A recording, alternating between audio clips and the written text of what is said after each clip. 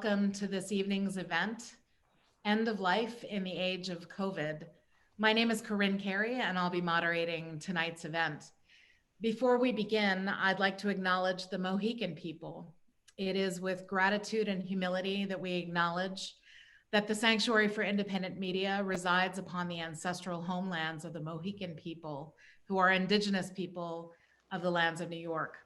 Despite tremendous hardships and being forced from their lands, today their community resides in Wisconsin and is known as the Stockbridge-Muncie community. We pay honor and respect to their ancestors, past and present, as we commit to building a more inclusive and equitable space for all. Tonight's event is a People's Health Sanctuary program of the Sanctuary for Independent Media.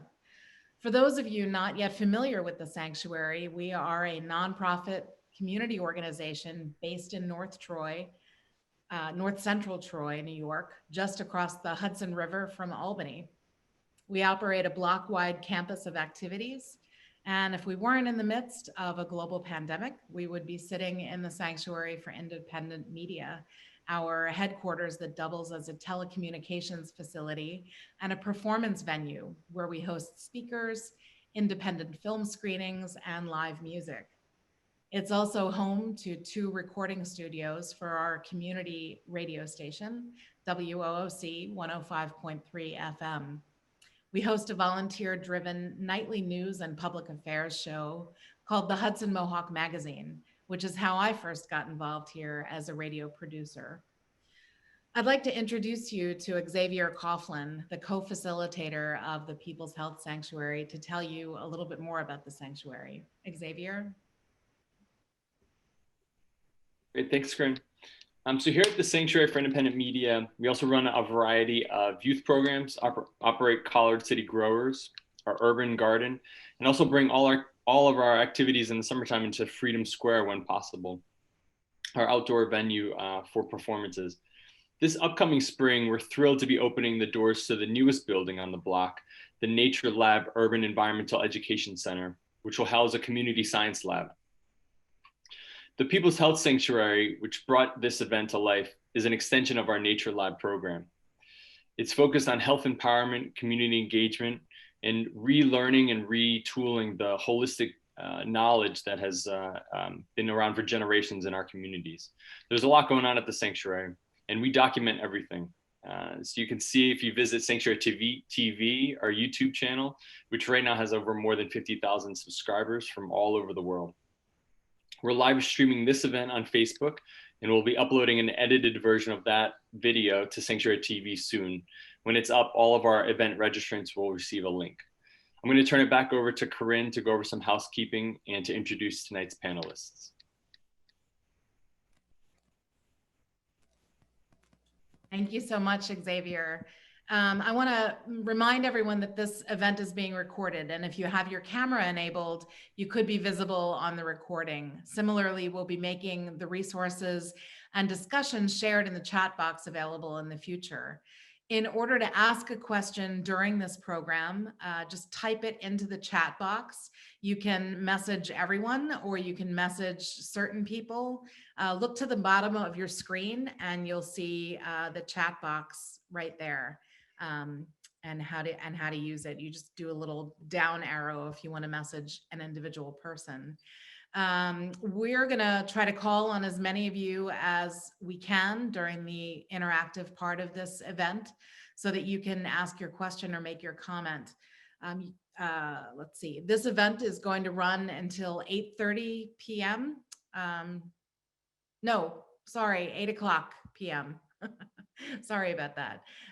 So let's dive right in and get started. I am so excited about this panel of speakers that we have this evening.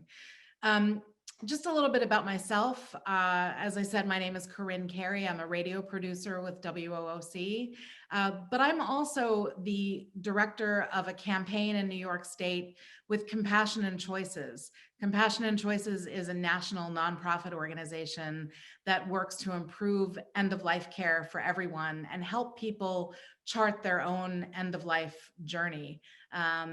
This event tonight was really a very collaborative event with the panelists and many of the volunteers from the sanctuary. And we've decided that because these issues are so deep and we're all dealing with so much grief and there are so many facets around death and dying to cover, that this is going to be a series of sacred conversations about death, a series of virtual conversations every 6 weeks for the next few months, and we'll see where this goes.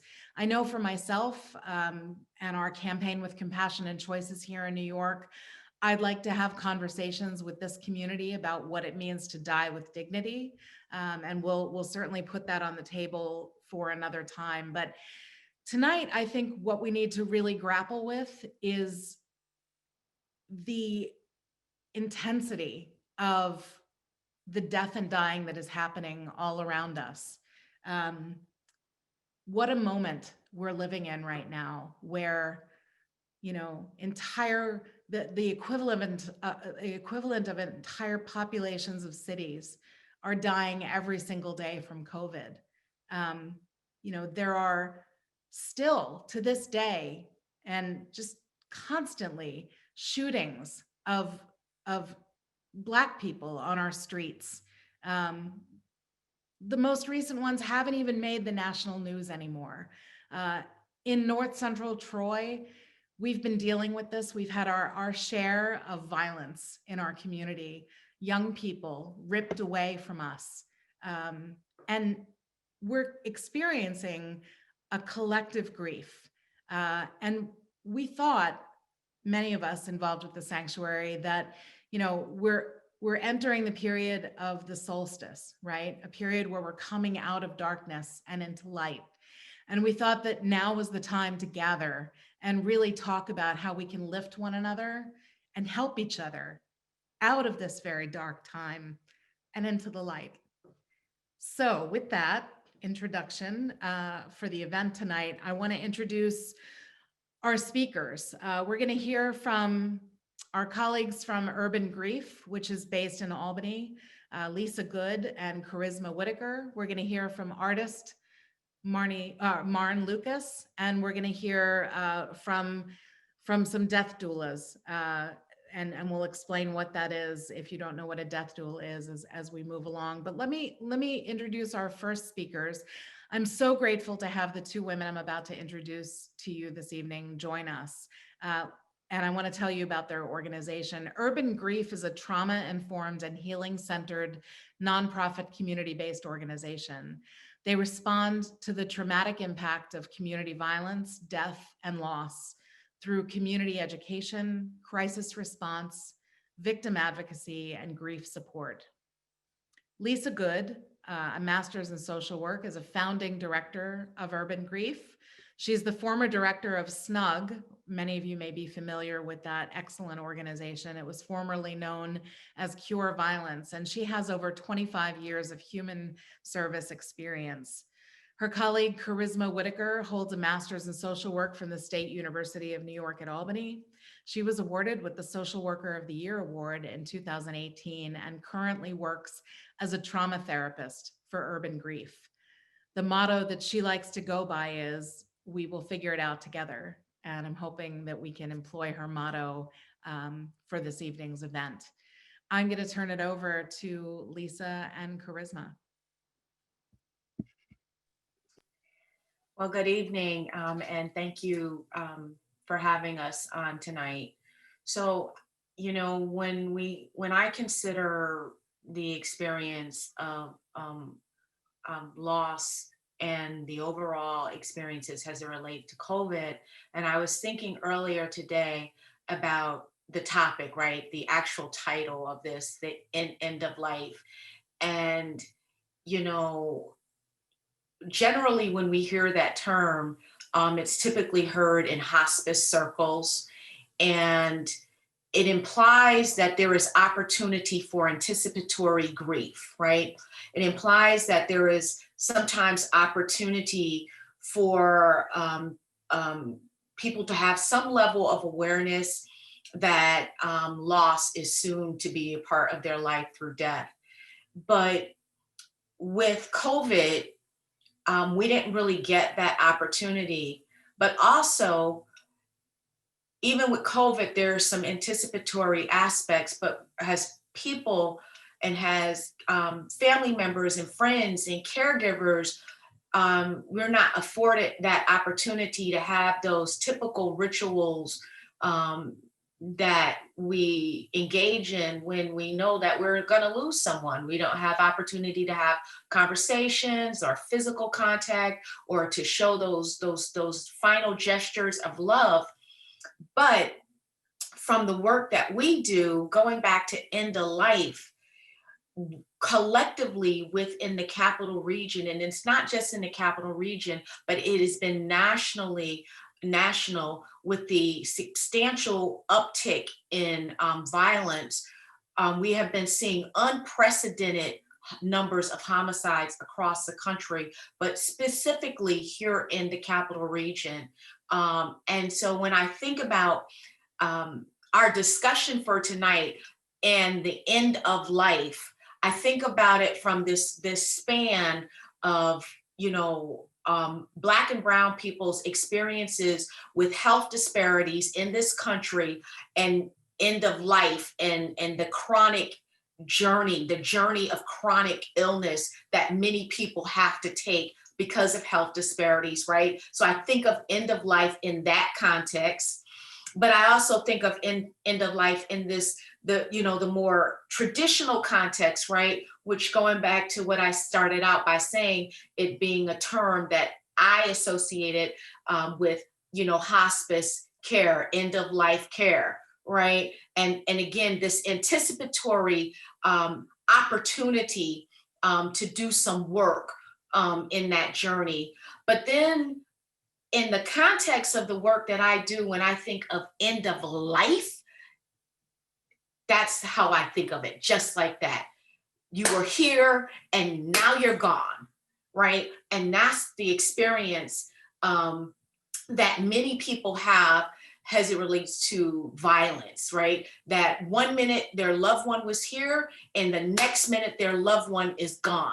Now, as if that experience of loss is not difficult enough, because of COVID, we're not afforded the normal opportunities to create ritual and community that facilitates support, comfort, and healing. That is really has been really harmful in a lot of ways to our community, because many of the folks that are disproportionately impacted by this abrupt and sudden end of life through violence don't often seek out services or have access to therapy and traditional things that we tell people they should go to if they're in crisis. And so those rituals, those gatherings, the funerals, the memorial services, the repast, the street memorials, all of those things are pieces to healing. And it's the time that people come together to be touched, to touch others, to cry. It may be the only time that people actually give themselves permission to shed their tears without fear of stigma or shame around gender or role. And so, absence of that, we are left with this weight of cumulative grief from the violence that we have experienced. But when you frame that in the context of the historical losses that we had in our community from health disparities, right? And just that weight. So Black and Brown communities, we bear the weight of health inequities in the form of death and dying, right? So we had that. Without COVID being on the scene, we already had that, okay? And then when you add COVID and the disparate losses that Black and Brown communities have experienced due to COVID, and then you layer that on top of the violence and the losses associated with violence, what we have is a lot of cumulative grief. And then we also have this additional layer of grief that comes from racial injustice, right? This shared grief that is nationwide, that we all feel. And it's not just a casual experience. It is a visceral experience and encounter with death that we have on a regular and ongoing basis. So for us, for me, grief in this context, it's layered, it's multidimensional, it's everywhere. It can be sudden. It can be drawn out and long term. And I think with COVID has introduced this level of unpredictability around now when death can show up. And now death can show up and we are absent of opportunity to connect, to touch, to love, to be touched, and to be comforted. And so that's kind of been my take on it. And it's painful. Like, I'm in pain. Can I just be honest and say that? I am in pain. And it's a pain that doesn't go away. And in the context of where we're not anticipating it going away, but we've adopted strategies that help us to manage and still live a productive and meaningful life. So I turn it over to Carizma. Oh, Lisa, that was amazing. Sorry. I'm a little nervous. I don't have all the tools and gems like Lisa has, but I'm just gonna speak about my experience as far as how I was attracted to urban grief and how I began to work as a trauma therapist. So honestly, I was working as a school social worker, and where my current employment was, I was there for about 5 years. And it was time, and I felt like I just like needed a change. I needed something different. I felt like I had like outgrown the place. So all of a sudden, Lisa like falls in my lap through a mutual friend, and I was presented the opportunity. I have never worked with people that, well, I have worked with students who like experienced trauma, but as far as like directly working with those who have experienced like trauma the way we like do the service of urban grief, I've never done that. I was a little nervous at first, but I'm like, you know what? I needed a change. I'm just gonna step out there and just, just see how I can kind of change the community and put my little stamp out there. So that's what it was. Since working with urban grief, it's been very humbling. It's allowed me to, in a sense, open up to learning more about my own stuff and walking in my own truth, and knowing that if I'm assisting people to take their own healing journey and work on themselves, I too, as a therapist and a trauma therapist, also needs to take that journey as well to work on my own grief. So it's allowed me to just open up and just look at myself. It's been very, like I said, humbling, just being able to work with the individuals that we work with in the urban communities, and just like she talks about like end of life and death, and just the amount of people that we work with is due to like crimes. So I've never like experienced or seen anything like that. So being on the forefront of a organization where we actually go in to help victims of violence and having them, lose people to homicides, it's scary, and it's like sad. It's very sad, but it's humbling, like I said, to go in to help the families to work on their grief and work on healing. Another thing that I think about when I think about end of life is just the elderly population. I grew up with my grandmother. So she passed away due to a health disparity. She had cancer. She had multiple myeloma bone cancer. I was a young teenager getting ready to graduate high school, and my grandmother was sick for like the last 3 years, and she kept it a secret. Again, like in Black families, a lot of times we keep things away from our own families and not wanting to, for the sake of trying to savor their feelings and not wanting to, scare them off or hurt them. But I'm thankful for this platform, because I think that talking about death and end of life is important. And it's something that we should talk about more often, because so that we can, you'll never get used to death, but it is a part of life. So I think of end of life in that aspect of dealing with like the elderly. And I will also say with this pandemic, COVID has also, to piggyback off of what Lisa said, it's definitely different. because we don't have those interactions of being able to touch each other and having those memorials like we would want. I had an uncle who was very near and dear to our family, and he all of a sudden passed, and it was due to COVID. And to watch my aunt like be with him since I was born and before I was born, it was very heartbreaking. I'm sorry if I get like emotional, but it's like a touchy subject. But it was very heartbreaking to like have to watch her go through that. And working with Urban Grief, my first thought is, how can I help my family? How can I help them heal? How can I help them through this process of this pandemic? And, you know, as being a trauma therapist, but also just being able to relate to them as far as losing, we just lost a loved one. It was very difficult. Even to this day, it's still very difficult.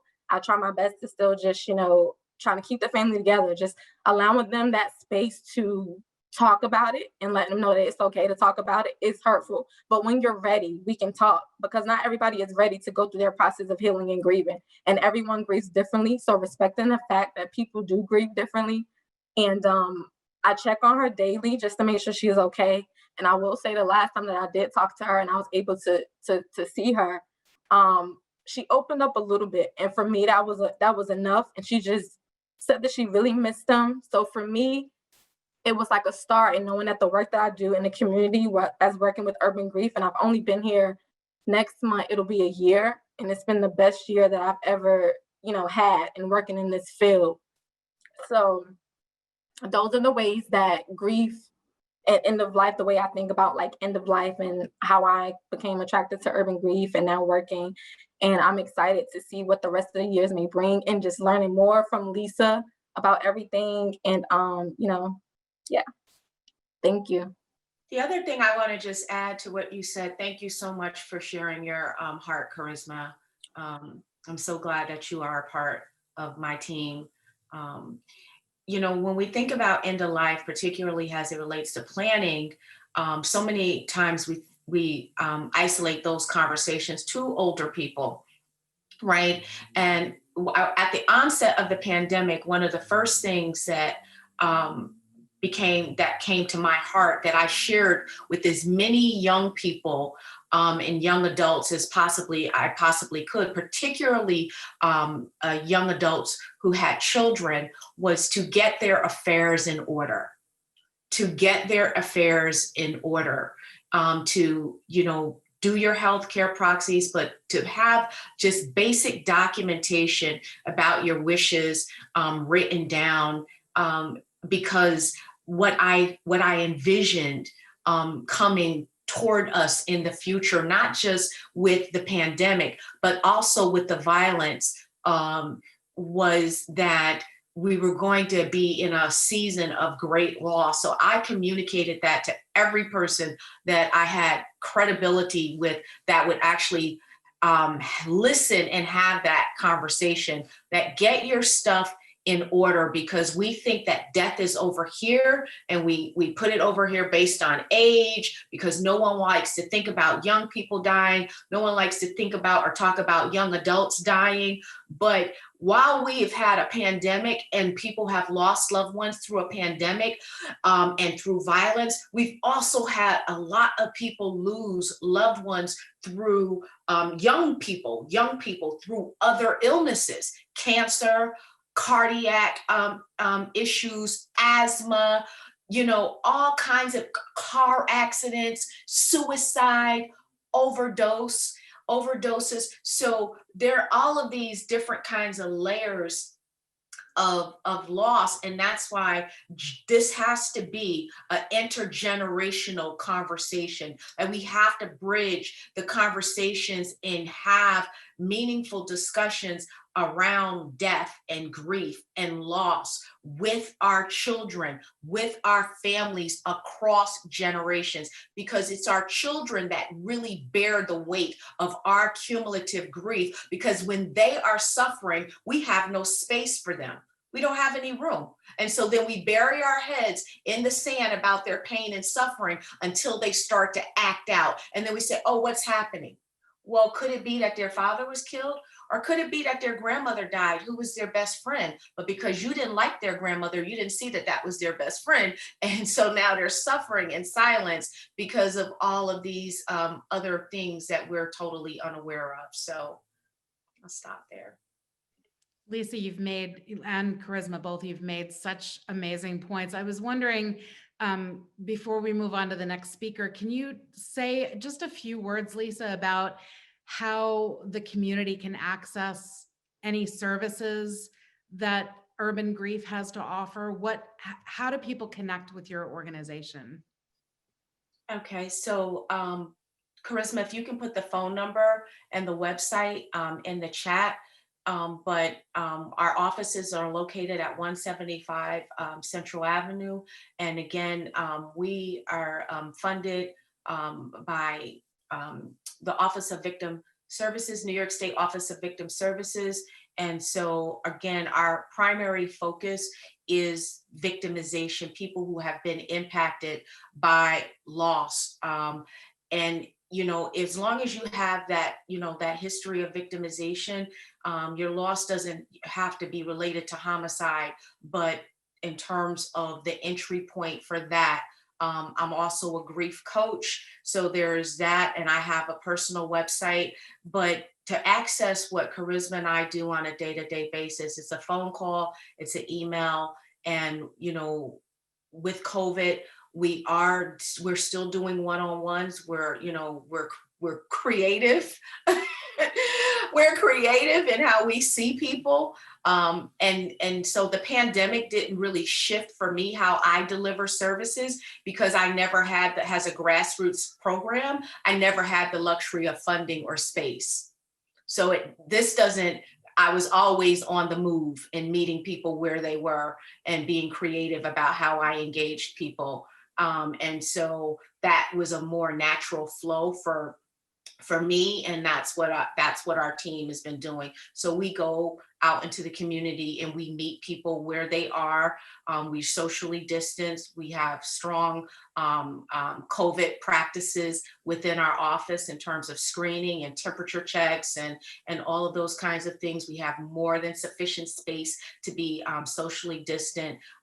So you know, if people want to reach out to us. And the other thing too is that, you know, we are a resource. So even if you don't have, you know, some kind of victimization, or you say, I don't know if I, you know, can be served there, we answer a lot of questions. We take a lot of calls and answer questions. And sometimes just that bit of information is enough to help people calm and help people to think. And sometimes we are the first place that people are able to say things that they've not said to anyone else about their losses. And just being that safe space where people can empty that out, it helps them to be able to think about what other resources they may access. So, you know, we get a lot of different phone calls, you know, and a lot of different discussions. And so we don't turn down those conversations, because at the end of the day, the goal is to be a healing centered place of work. So that's kind of. Lisa, thank you. I really appreciate that. And I just want to remind folks, you can share resources, make comments, thank our panelists, ask questions, all in the chat box, and we'll get to as many of those questions as we can during the interactive period. And already there are some really deep and good questions there. So I'm so pleased to introduce our next speaker.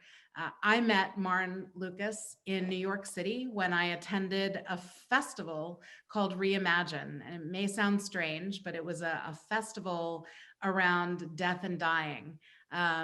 You know, 10 years ago, maybe I'm thinking it would be very hard in many communities to bring up the topic of death and dying. And I think there has been a monumental shift in this area where people are starting to become less and less afraid of talking about death and dying. And I think that that's a very good thing. It's helping all of us to face our mortality. As one of my colleagues says, none of us are getting out of here alive, right? So the Reimagined Festival was this incredible experience that brought together, I think, about 300 co-collaborators holding events across the city, every borough, every kind of event you might imagine, from doing advanced care planning to dance, theater, and the arts. Marne Lucas is an artist and an end-of-life doula.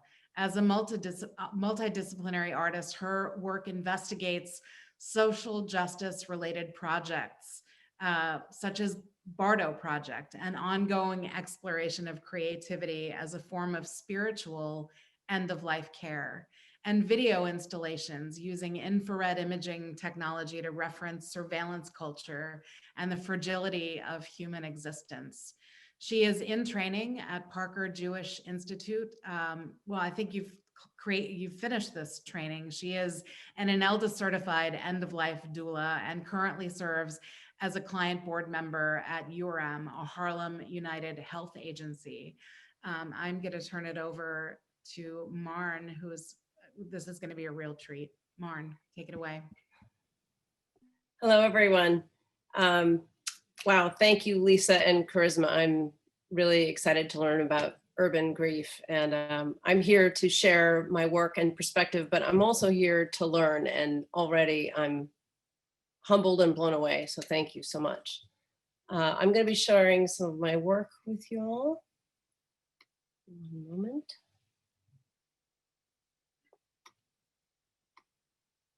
So I'm a visual artist and an end-of-life doula, and I came to be an end-of-life doula through art, rather than the other way around. I decided to start collaborating with, my community is a lot of creative people, and so I decided I wanted to collaborate with artists who are dealing with terminal illnesses. So these are my first 3 collaborators, who all have to be family friends or close friends. My first collaborator was Chris Brunkhart. He was a friend from my hometown of Portland, Oregon, who moved to Brooklyn with his fiance. And about a year after living here, he was diagnosed very suddenly with stage 4 colon cancer. And he took it upon himself to become my first collaborator for this project. And I'd have been having a hard time getting it off the ground because it's kind of outside the box. So we did a bucket list trip, and I drove he and his husband all over Iceland so he could make his last body of landscape photographs.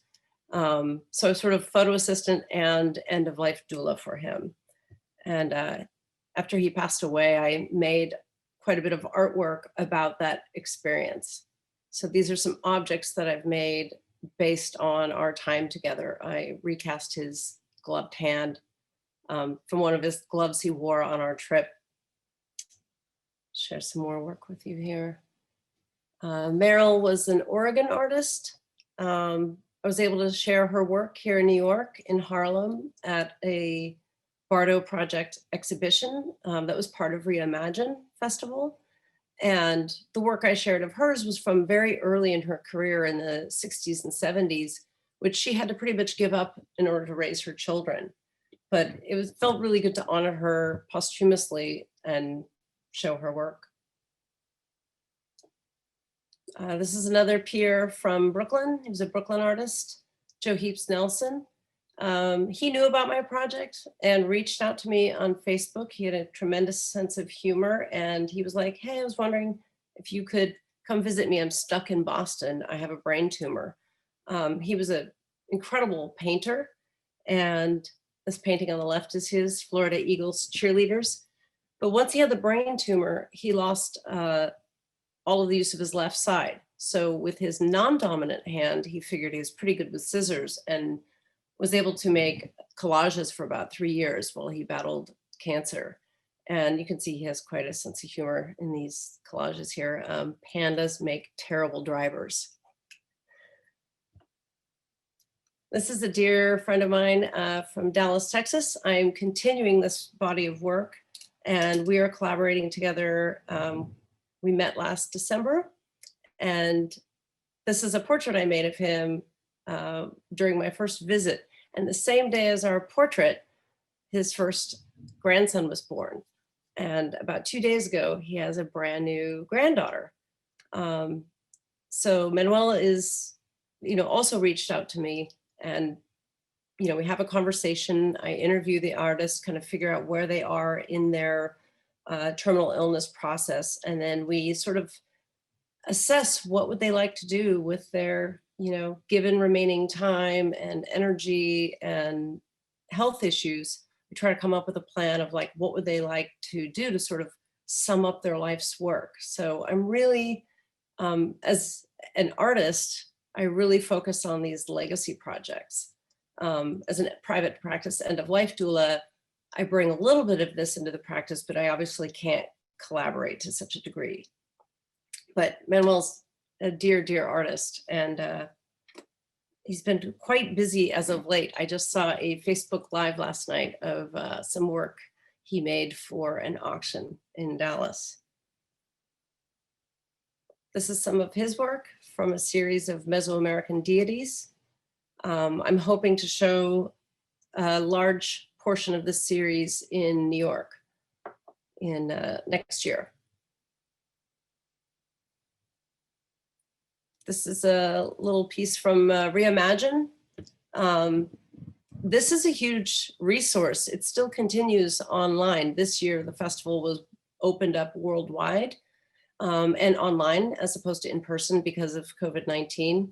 But I've met an incredible amount of people and resources through Reimagine, and it's very crowdsourced. Anybody can create an event and sign up, and they have a lot of continuing events. And this year during COVID, the first vigil I attended was my first online vigil of any kind was through Reimagine, and it was for the first month of people who had died of COVID-19 complications. And it was, I was skeptical, like, how moving is an online service going to be? And it was incredibly beautiful and moving. And I did feel like I could sort of process that grief. So that's something that's really changed in end-of-life care, is like we're having to do our rituals online. But I really recommend that everybody look out for Reimagine online. These are some sculptures that I made right after my first collaborator passed away. I did a residency at the Kohler Company factory in Sheboygan, Wisconsin. And they have a program called Arts Industries. So I spent 2 months in a cast iron factory and 2 months in a porcelain factory. And these are all pieces I made about death, loss. The snake symbol is sort of like an infinity symbol. I cast that from a child's stuffed snake. I tried to make things that had a little bit of levity, but they are about death and dying and, transformation and the afterlife. That sculpture on the upper left, the tree conch fungus that I made for my father, who passed away at 51 when I was only 28 years old. And he used to tell my sisters and I stories about how the man got to the moon up the tree on these fungus steps.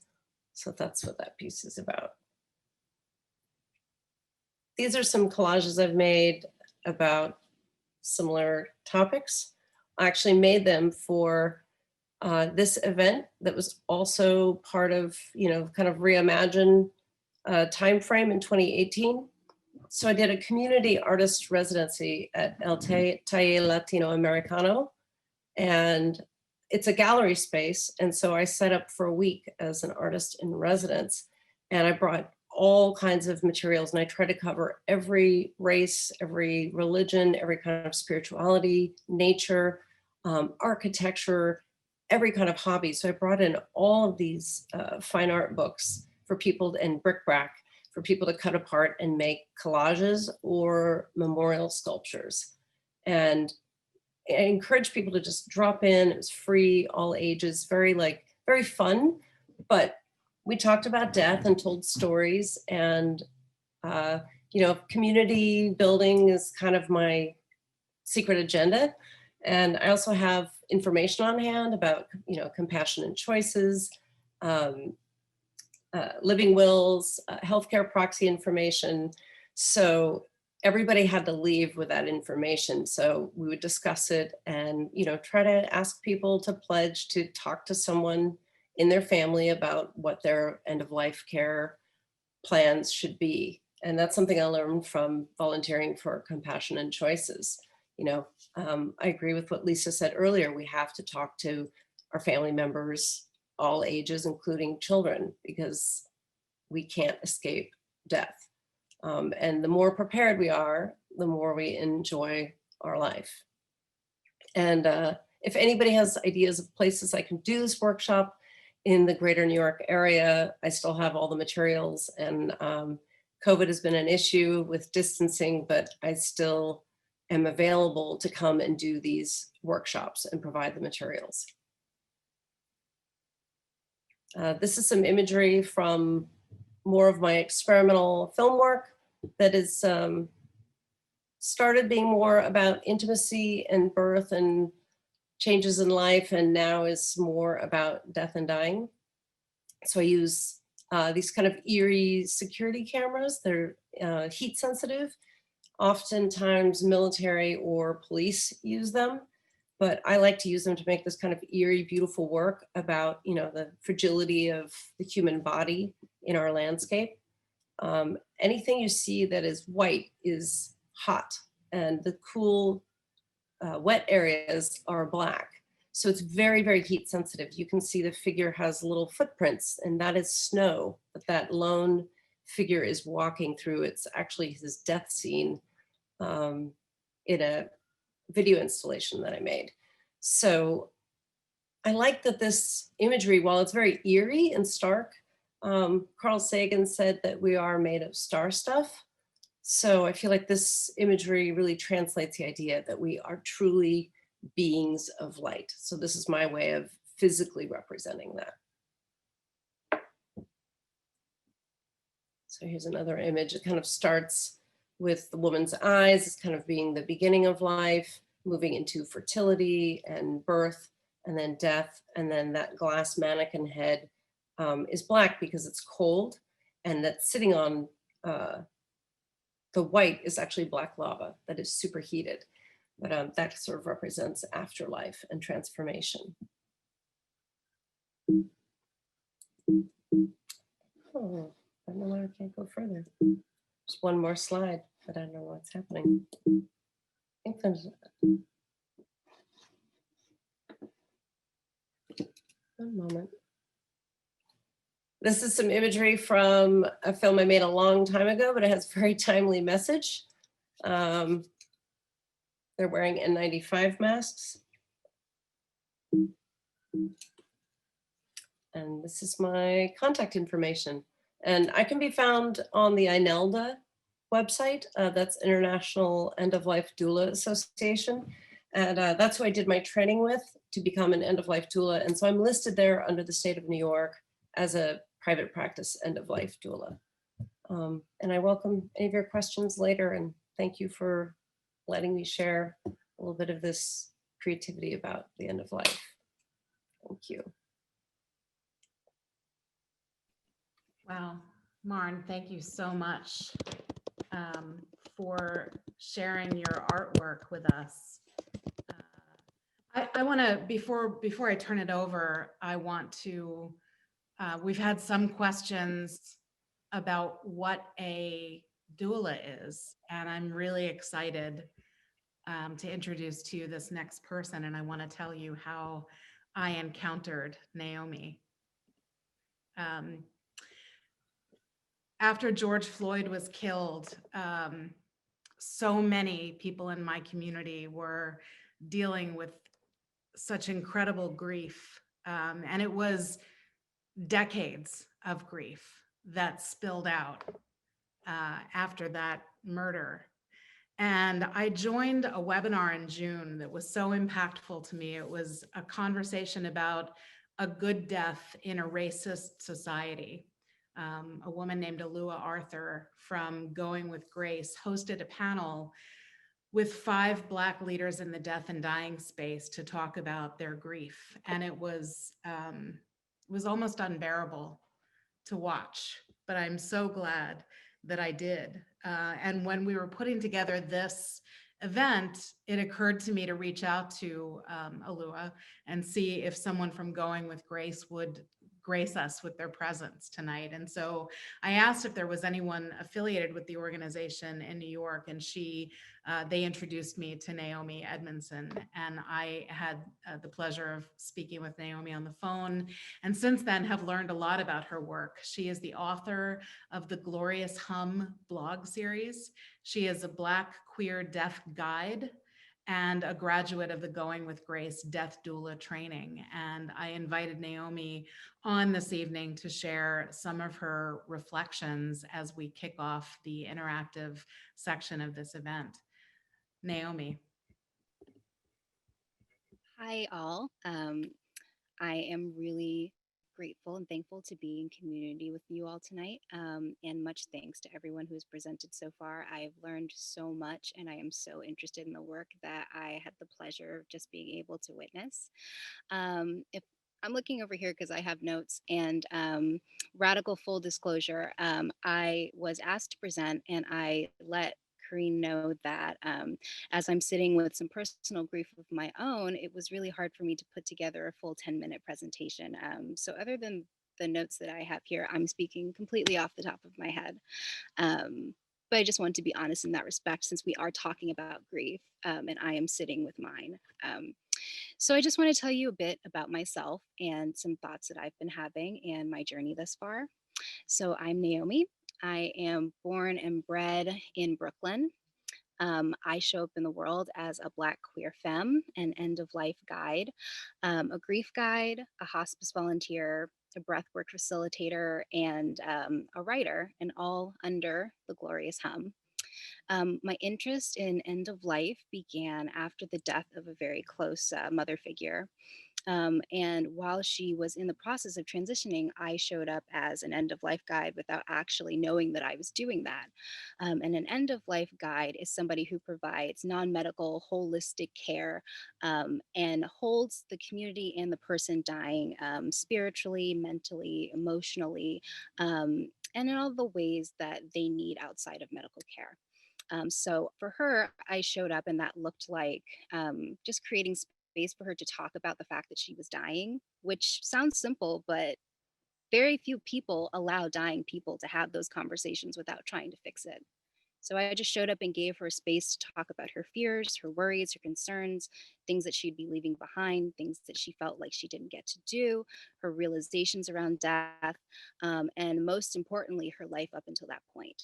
And then after she passed, I showed up as a support for her family around planning the funeral, helping to pick out clothing, helping to source affordable funeral options, and other ways.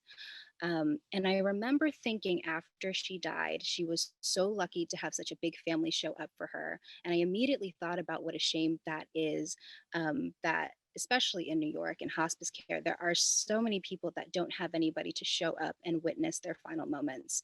Even if it just looks like holding their hand and saying, I see you, you're going to be gone, you matter. And from there, I started volunteering as a hospice volunteer. I graduated from Going with Grace, which is run by Lou Arthur and is a wonderful end of life guide program. So I got very much into end of life care. And in a stroke of divine timing, about a month after I graduated from that program, my mother died. She was my grandmother, but since she is the only mother that I've ever known, she was my mother for all intents and purposes. So suddenly I became the person that I had been training to help other people be. And as I sit with that grief, it really moved me that as I sat with it, I realized there weren't a lot of spaces for specifically Black people to sit and discuss their grief and be in community and be seen in community. And as I had that realization, I realized that there was something I could do about that. So from that space, I created Black Folks Grieve. And Black Folks Grieve is a Zoom space that provides safe space for Black people to show up and discuss their grief and their grief experiences, whether they're old or whether they're more recent. And a lot of our conversations look like grief over the loss of a loved one, especially with COVID, grief over the loss of parental figures, whether it's caused by death or simply a lack of a relationship, a separation, even though they're still living. We also discuss the loss of home and the loss of self that occurs when somebody close to you dies. What we don't talk about is that when somebody close to us passes, we lose the version of ourself that we were when they were in the world. And we are in the active process of navigating not only their death, but who am I in this world without this particular person to mirror back to me what I think I was. We also discuss things like, who was I before I was grieving? Is there a time when I wasn't grieving? Do I know who I am outside of my grief? And most recently, we had a really wonderful discussion about grieving the loss of the person as somebody who is Black, grieving the loss of the person you could have been had you not been raised under white supremacy and the white gaze. And this group, as I said, is specifically for Black people with a focus on Black and queer people, because being Black and queer and navigating COVID, navigating medical racism, navigating police brutality, navigating just the trauma that we go through just trying to get the same medical care as everybody else. We're navigating so much grief and from so many different directions. And also violence against gay and trans people on top of all of that. So we are dealing with a lot of loss from so many directions. And with all of that said, I think that's everything that I do. And if you're interested in learning more about my work, I can drop my links below. And with that, I'll turn it back over to Karine. And I thank you again for allowing me to show up as I am in this space. Thank you. Which was perfect. Naomi, thank you. I feel like you threaded so many different pieces of the discussion that we wanted to have tonight. Gratitude, really. So we've got a lot of questions that are coming in. If folks want to make some statements or say some things, please indicate so in the chat box and we'll unmute you. I do want to turn to one question, and I think it came up a few times in the chat box. And for those of you monitoring the Facebook Live, you could let me know here if there are questions coming in through Facebook. But the questions were about what resources exist for healing from the death of a young family member decades before. And it made me think about the fact that, you know, grief is unpredictable. Even though people always talk about the stages of grief, there is no playbook. There really are no stages that you move through in consequence. We're constantly cycling back through those stages of grief. There's no end date. There's no expiration to grief. When I was a rape crisis counselor, I remember someone asking me, when am I going to forget this? And I said, you're never going to forget it. You're going to weave it in and it's going to be part of you. And I feel like that's what grief is like. You weave it into your life and it becomes part of you. But it's also some of the grief that you were referring to, Naomi and Lisa and Carizma, is grief from trauma that is passed down through generations even.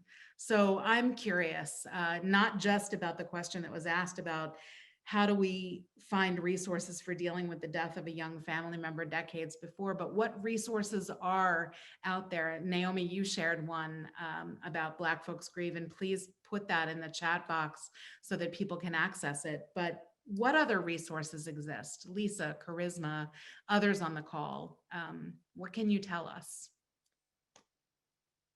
Should we start with Lisa?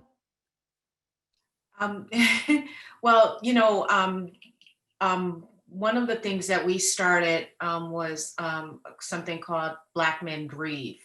And we've been doing this for a year now. And just, you know, creating space that men could come and talk, but women were welcome too. And so, we have that separate space. We have a space where we're together, but then we have this separate space. And the conversations have covered the gamut in terms of the context and the source of grief for Black and Brown people. And so although, you know, our focus in part was certainly to reach, male homicide survivors, the conversations that we've had have been intergenerational, and they've covered the gamut of all of those losses. So that's one of the spaces that we have that, meets monthly. And in that context, we've been able to really kind of unpack a lot of different topics. And so people have come into that space open and honest. And there's been a lot of learning and growing that's taken place. To your question about, to the, more specific question about loss that occurs, from long ago, the loss of a child, I feel like so much of my life, my early life was shaped by the death of children in my family, right? And so, I remember being very little and my cousin died from cancer. And I don't remember him dying, but I also know that there was another family that was very close to us and they had a child lost, and that funeral I do remember attending. And so for a long time in my memory, I thought that little boy that in that casket was actually my cousin. It wasn't. It was a child of, someone close to our family, close enough for us to have attended that funeral. But I remember, growing up, hearing his name. It was like he was very much a part of, our family. But also, my sister died, having, lost a sibling to SIDS and crib death. And so at that time, my mom got nothing in terms of any, but I remember growing up with that in my heart. And so about 2 years ago, I started having dreams about a child in a, sharing a room with a child and in a bed. And so finally I called my mom and I said, how old was I when Crystal died? Right. And so we had this conversation. And when did she die? Well, she died in February. My birthday is in March. And so all of these years, my entire life, I struggled to celebrate with this sense of melancholy leading up to my birthday. And I didn't understand what the context was. And so literally, it was not until 2018 where my soul mourned the loss of my sister, right? And it was such a very powerful moment for me. And I know it was a difficult conversation for my mom to have. And then I had to double back and also have conversations with the siblings of my cousin who died, who also then lost their brother, my other cousin, to homicide when I was 17. And so I feel like my journey has really been shaped by some of those losses. And so as a child growing up with those familial losses, but also I remember mourning about the death of Martin Luther King, mourning the death of John F. Kennedy. I cried about those collective losses that were taking place nationally. And I had books. I remember my foundational years being very much shaped around losses. And so I say, one, it's never too late to grieve. And the grieving that we do now must also include the historical losses. It must also include the historical losses. And that's why people can reference Emmett Till now, and it still resonates with fresh pain. So it's continual. So it's not just the historical losses in our family that we must mourn and address, but it's also these other, the historical losses that come from our collective experiences in this country. Oh, Lisa, that is so, so powerful. Just the weight all of this that we're dealing with it's so important to acknowledge. Does anyone have anything they want to add in terms of resources for exploring grief? Melissa, can people unmute themselves? That's one thing I'm not clear about.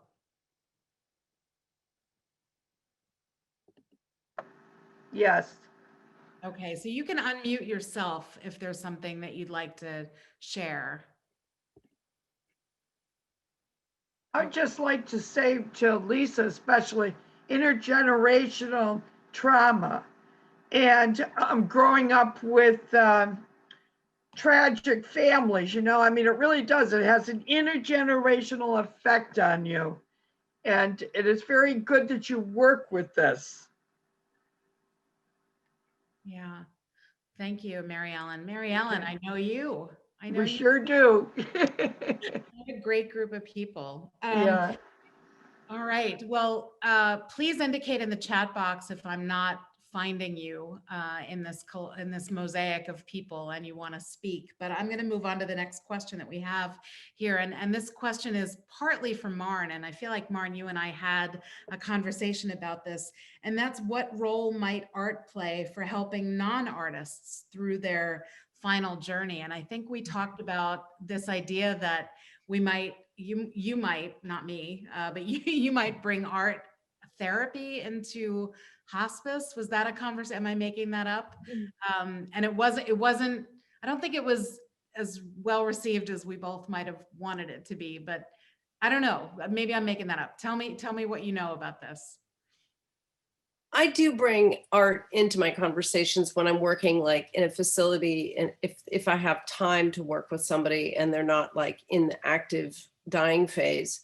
But I do encourage also family members, like if someone is actively dying, like it is a way for me to have a little activity or project. So we're working on something together about their loved one. Like we all love food and we all love our mothers and our grandmothers cooking. And, you can just have everybody bring their favorite recipe and just make a little book. And every time someone comes to visit that person, you bring, recipes. It's just a way of like connecting people. And art is healing. Music is healing. Ritual is healing. Spirituality is healing. So because I'm a visual artist, that's kind of where I tend to focus on. It's the thing I'm most fluent at. But now we have musical thanatologists who are studying the effects of sound and vibration and music in healing, So for me, it's just one aspect. I feel like there's so much more for me to learn, but it's what I'm most comfortable with, and it's easy for me to work with people.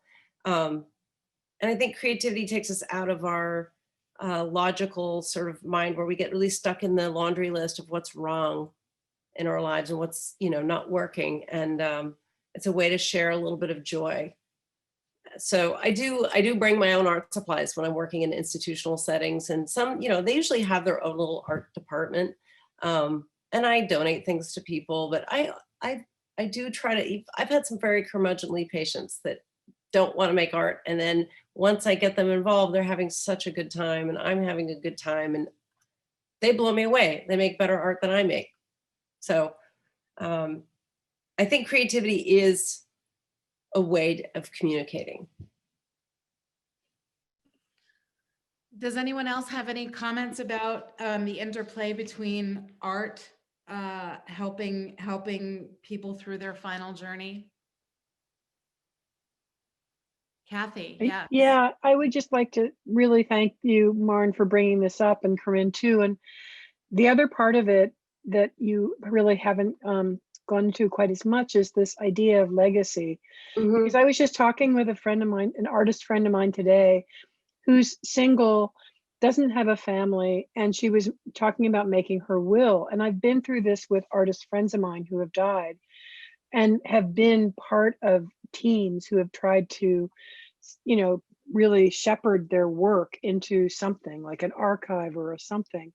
Mm-hmm. And for artists who work all of their lives, and this is like another child to them, how do we take care of our work after we're dead? It's a big job We don't want to give it to our loved ones. So to actually have people think about it, it's a really, I appreciate the work you're doing, and just wonder if, you know, others have thoughts on it, or if you want to share some more about that, Marne. It's a big deal, I think, Well, I think for like artists. is good for everyone, not just artists. I mean, as artists, we make a lot of stuff. And, you know, if I were to die tomorrow, there'd be a lot, I think a lot of my stuff would end up in a dumpster, because it would be so overwhelming for somebody to come in. I mean, you can't see because of my virtual background, but it's a mess in here. So, but legacy is important for everyone, because it's a way of closing up shop. Like, what was my whole life about? So when I have hospice patients, you know, I interview them, they're like, oh, I wasn't good at anything. It's like, well, that's not true. Everybody has some special talent. And so I try to coax that out of them and figure out what that is. And we do a little project about that. And, you know, if you didn't have children, a lot of times children are our legacy, but if you didn't, you know, it's nice to have somebody help coax it out of you. What was your special purpose in life? So I think it goes beyond us artists. But I really enjoy helping artists kind of sum up, you know, the oeuvre of their lives. And it's a way to preserve it into the future and share those stories. I mean, I look at how much art and music and literature I'm influenced by, and by people who are long gone. So it brings me a lot of joy. But I think it's important for everyone, not just artists. Yeah, Thank you. I agree. such a good point. I've used some of my COVID days to look at my stash of writings, and it is totally overwhelming to think about cataloging them. Okay, we have some really deep questions here. Here's one. I don't know if the person wants me to unmute them, but she's dealing with someone who may or may not be dying. And the question is, you know, how, as a friend, I guess as a family member, as a lover, how do we talk to people who may or may not be dying? Do you try to make them feel better? Do you try to ease them into talking about what the end of life looks like? I don't know that I myself have an answer, but I know that sometimes we're too afraid to be there for someone when they know they're dying, and sometimes we're afraid to hold that space for people. I'm not sure if I got the question right, but I want to. Did someone raise their, Naomi, did you raise your hand? Great, I'd love to hear from you. I'd like to speak to that. And I'm just speaking off of kind of personal experience, and by no means telling the person what or how they should be. But my first thought listening to that question is I would recommend remembering that it's not your job to fix what they're going through. It's not your job to you know, it's not your job to dictate how they react to it. It's not your job to fix the fact that they don't know whether or not they're dying, because those are things that are out of your control and their control. But I would say one of the most important things that you can do as a friend is to just hold the space for them to show up the way that they're going to show up. And also keep in mind that they may not know what they need, and that's okay. And if you don't know how to support or navigate that, there's nothing wrong with just admitting that you don't know. I think one of the most helpful things that we can do for people that are in these kind of ambiguous spaces, or people that know that they're actively dying, is saying, I don't know how to show up, but I'm here and I love you. That goes so far because it's honest. And I feel like one of the things that's really important in those spaces, as you hold space for people, is that honesty. Because as you establish that honesty, it allows them to trust that you can hold the space for what they're showing up with, and you won't be scared off by it. So those are my thoughts to that question. Yeah, and my thoughts would also be is to process your own grief, because to Naomi's point, so much of what we want to control is because of what we're scared we're going to have to feel, right? And so for me, it's really, you know, making sure that I'm creating capacity so that I can, you know, be available to admit that I don't know. But definitely having this parallel process to where you are actually being honest with yourself and saying, look, I'm scared of losing my friend. I mean, I went through that, and it was, and we didn't have a whole lot of time.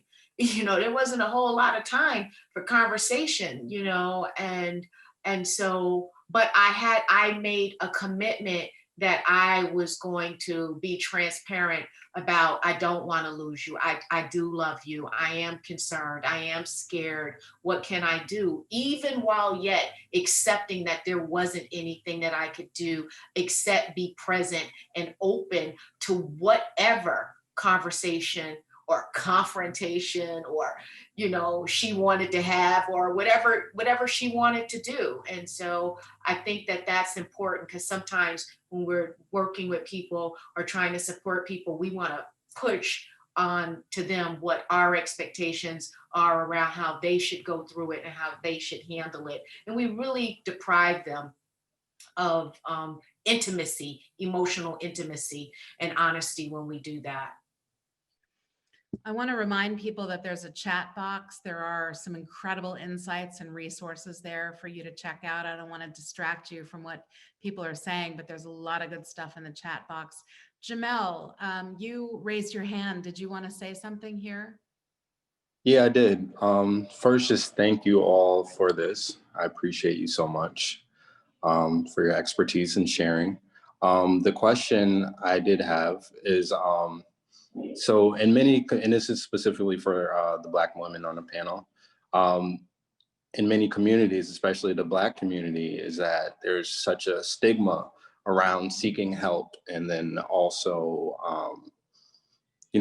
getting therapy and things like that. And I have a lot of, I mean, many of us have a lot of grief and dealing with a lot of grief inside our families, but what are some ways, and Carizma started to mention this about, talking, I think it was your aunt or something like that, where you would talk to them every day to check up on them. What are some ways to help kind of guide, people you really care about into seeking help and, really helping them through their grief? That's a great question. I would actually just start off by saying, to go back off of what Lisa said and just, working on your own self and going through your own grief process and modeling what you kind of want it to look like. Like for me, I mean, probably for many of us, 2020 has been like ups and downs, and it's just been crazy.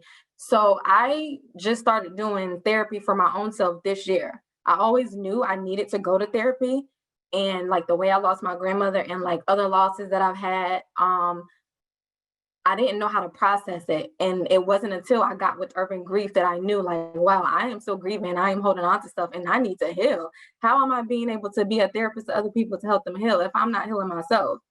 So I would definitely just say being a model. So for me, modeling and expressing myself and self-disclosing that I needed help too. It was hard. It's still hard, but I'm willing to go through that journey to work on myself and heal. And grief is going to be an ongoing process. I don't think that anyone would ever stop grieving. There's moments where you'll have good days, you'll have bad days. So I would definitely say modeling, and like for us, like urban grief, just being in the community, showing up and holding space for people and meeting them where they are to allow them to express themselves.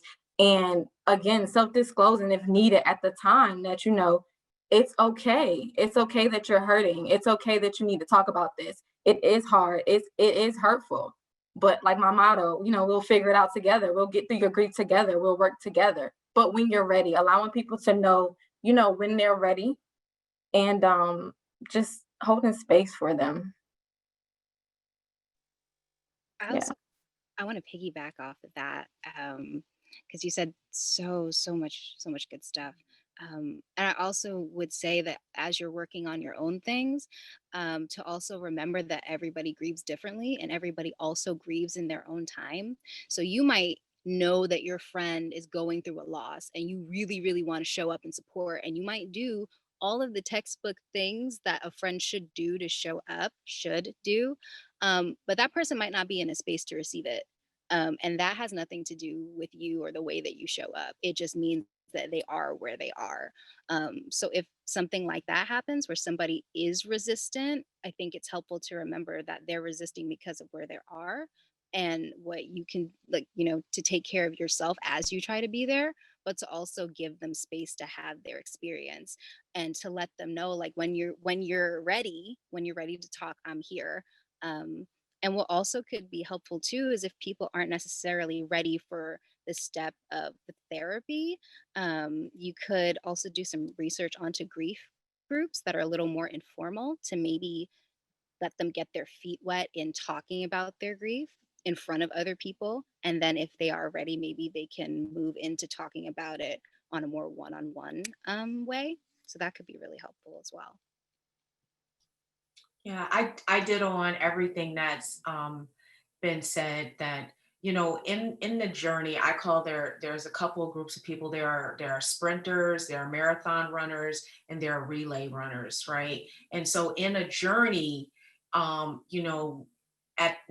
your grief journey, you'll have some people that are sprinters. They're going to be right there in that crisis phase, and they're going to get you to and be able to support you to a certain point. And then you have relay people, right, where okay, they kind of pick up where that sprinter left off, the baton gets passed. And so depending on where that person's journey, where they are in their journey, they may still very much need a sprinter kind of accompaniment, or they may need a relay person, someone that can just, okay, I can't handle the big pieces, but I'm going to take what I can do. And then what I can't manage, I'll pass that off. And then there are marathoners. And those are folks that are, they're going to try to hold on and be with you from start to finish. And so sometimes by virtue of the relationship that we have with certain people in our lives, we are called to be the marathoners. We don't get a choice. Right? We don't necessarily get a choice. And I think that for me, at least, it's helpful to identify what role I'm playing, right? Because it could be that I'm playing a sprinter when that person really needs me to shift and be that marathoner. And with that comes a shift of energy, a shift of expectation, and a change in how I handle that person. And with each context, there are varying levels of empathy that are displayed, and various ways that you communicate with people that are, I wouldn't know it if I hadn't experienced it, but it really is, a difference. And so just kind of figuring out your role and being seeing where that person is, and then modeling, for them. And then the last thing I'll say is that everything that is therapeutic is not therapy, right? And so, we have to celebrate all of the therapeutic things that people are doing, so that while we are, maybe saying, you know what, I got some concerns here that, we might need to tend to this, that we're also acknowledging all of the resiliency strategies that they are enacting, and celebrating that. Because for us in particular, you saying that I need help, it could be an insult. Or it could be like, what you mean? I got this. You know what I'm saying? You got to be careful with that kind of stuff, because, we can interpret it in different ways. And, we just want to make sure that we're celebrating that person's strength and their resiliency, but also acknowledging that sometimes losses can really break us. And if your leg was broken, and I'm saying your leg is broken, and I can see it's swollen, I can see it's infected, I can see that all of your home remedies are not working, the crutches are not helping, you're struggling to get around, would you be debating with me about whether or not we should go to the ER and get that tended to, right? And using that as a metaphor to kind of show people that we love that this is, yeah, I know that you're strong, but this is what I see. And is it okay if we explore what other options we might want to bring on to facilitate and support your healing and your journey at this time in your life?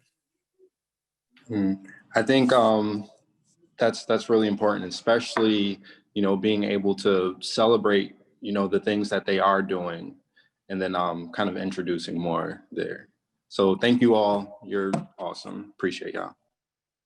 Jamal, thank you for that question. Really, such a great jumping off point for this discussion. You all, we're getting ready to end this session, and I don't want to because I don't know if y'all are paying attention to the chat box, but some of the questions you all are coming up with are incredible. And I'm so glad that we made the decision to have this as a series because we need these conversations. We're not going to be able to get, for example, to the question coming from someone in our community, how can we share with her, with ourselves, mechanisms for checking in about grief, guidance on how to help people check in on themselves? We're not going to be able to get to that question. If you've got an answer, if you've got something to say, put it in the chat box. We have somebody who raised the question of the economics of grief. If you're interested, go up in the chat box and take a look at that question. We're not going to have time tonight to deal with it, but I want to, and we can build it into another session. We have this question that's took my breath away about it. How do you create a dream vision of a space inside an institutional space? That could be a meeting in and of itself. And, maybe one of the most poignant questions, which is how do we support our community when we just lost a young comrade? I mean, not just one, but I know that we just lost someone. How do we as a community support that? How do we support each other and not turn on each other? We're not going to have a time tonight to get to those questions, but we do have some ideas about a way forward. So I'm going to close tonight. I just want to thank all of you who asked a question live, who answered a question, who participated in the chat box. Thank you for your vision in this terrifying time of trauma. Your wisdom is balancing us as we create alliances for an increasingly challenging future. Please keep in touch with our growing People's Health Sanctuary Initiative. We're open to your ideas and actions and building community. We're going to take some of what we heard tonight and build our next events collaboratively. I just want to remind people that there are a ton of resources in the chat about advanced care planning, about grief, about finding a therapist, about finding a doula. We're going to download this chat box so that we have these resources in the future. I'm going to turn it over to Xavier for some final announcements before we end tonight. Xavier, can you tell folks about what's coming up next at the sanctuary? Yeah, thank you so much, Corinne. And thank you so much from the bottom of my heart for all the speakers and all the questions. And it's just kind of, it's a lot. And, as somebody, I work in the ER, and so, death, unfortunately, is very present. It's just been a personal journey to learn how to create space, but also deal with the trauma of that and trauma from, historical grief that has happened. But I just want to, so again, a great thank you to everyone for being involved. I'm just going to put just a link in the chat now. This is to sign up for our email listserv for the People's Health Sanctuary, which is a new name. We just underwent a name change. And we used to be the Health Autonomy Clinic, but the People's Health Sanctuary is a space that we're going to try to be opening up sometime in the spring or summer, and hopefully it will be a home for conversations like this, like all the intangible things that don't fall under like health or healthcare. So please sign up for that to get more information. And then there will be, actually, I'm going to leave Nancy, you available to talk about the event or what will be set up starting the 19th? Right. So in 2020, everything's taking a new form, including Media Sanctuary's annual holiday celebration. In place of our traditional Justice and Peace gathering, there's going to be a public and participatory installation at Freedom Square from December 19th through the 2nd of 2021. The theme will reflect forms of merging from the darkness, making space for our grief. It will include an interfaith holiday tree, a co-created altar for our ancestors, and a regifting table. And if you'd like to be a part of the creation of this, Xavier already gave you there'll be a link to follow. And we're really hoping to see you join us in co-creating this in Freedom Square. So I just put my personal email in there in case for whatever reason the link to the People's Health Sanctuary sign up gets lost. If you're interested in organizing the altar, you can email myself or you can email the sanctuary directly if for whatever reason it gets lost. And then in addition, there have been kind of conversations about that this is going to be an ongoing series. So right now we tentatively have it planned for the February 3rd, Wednesday from 7 to 8:30. Will be the second conversation about death and dying in these times in this series. And we'll have more information about that as we get closer. Yeah, so I want to thank everyone. You know, the Sanctuary for Independent Media is generally a space for people to gather, and we have raucous, amazing events there. And my heart is breaking that we're not going to be able to have a holiday celebration there with the community this year. But I really think that this altar, this space at Freedom Square is going to be so special.